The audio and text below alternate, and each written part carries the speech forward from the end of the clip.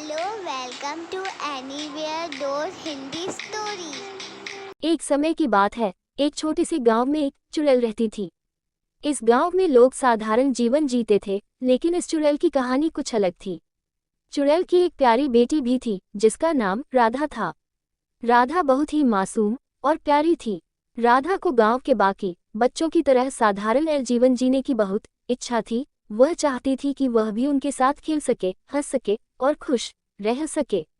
लेकिन उसकी माँ नहीं चाहती थी कि लोग जाने कि वे चुड़ैल हैं। उसकी माँ हमेशा अपनी पहचान छुपाकर रखती ताकि गांव वाले उनसे डरे नहीं। राधा अक्सर गांव के बच्चों को खेलते हुए देखती और सोचती कि काश वह भी उनके साथ खेल सकती। उसकी माँ उसे जादू सिखाती थी, लेकिन राधा का मन उन जादू में नहीं लगता था। वह बस एक साधारण जीवन चाहती थी। एक रात राधा ने अपनी माँ से कहा, माँ, क्या हम भी साधारण लोगों की तरह नहीं रह सकते?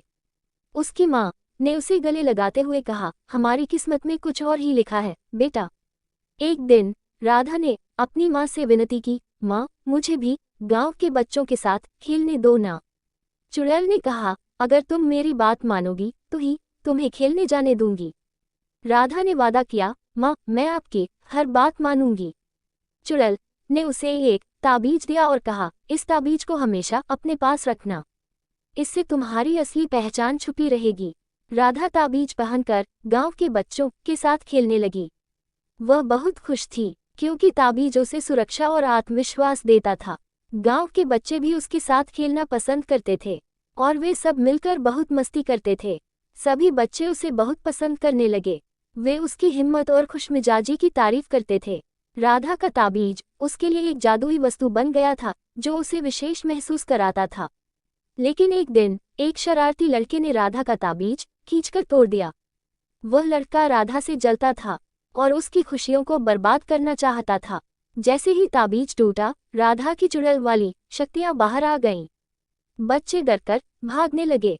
वे नहीं जानते थे कि राधा के अंदर इतनी भयानक शक्तियां छिपी हुई थीं।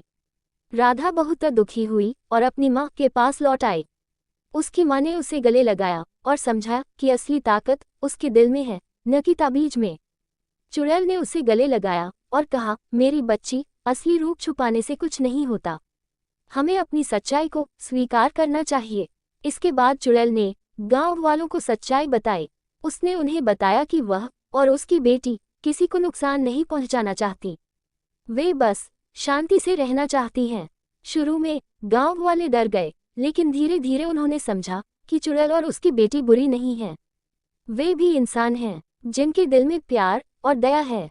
गांव वालों ने उन्हें अपना लिया और राधा ने फिर से बच्चों के साथ खेलना शुरू किया। गांव में अब पहले जैसी खुशियां लौट आईं। राधा और उसके नए दोस्तों के बीच एक गहरा बंधन बन गया। इस बार सबने मिलकर सच्ची दोस्ती का महत्व सीखा। उन्होंने समझा कि सच्ची दोस्ती में कोई भेदभाव नहीं होता। Thank you for watching.